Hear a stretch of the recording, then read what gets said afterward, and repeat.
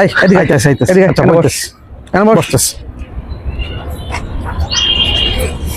ও ভাই আচ্ছা তুই যে এই যে ভিডিও তৈরি করস ভিডিও তৈরি করার পর তুই ভিডিও তৈরি করে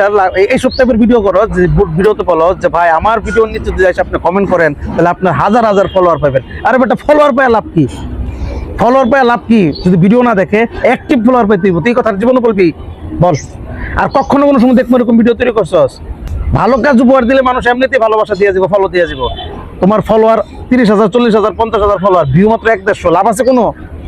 লাভ আছে কোনো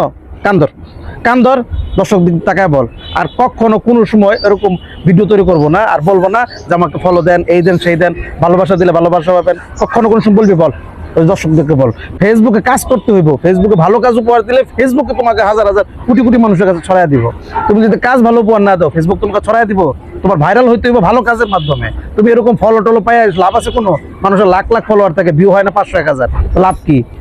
যদি 1 লাখ ফলোয়ার থাকতো 50,000 ভিউ হইতো তাহলে বুঝতাম বল দর্শককে বলে দে আর কখনো এরকম ভুল হবে না কোনো সময় আমি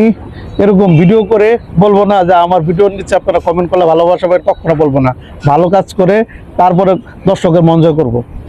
এখন যা ফট যা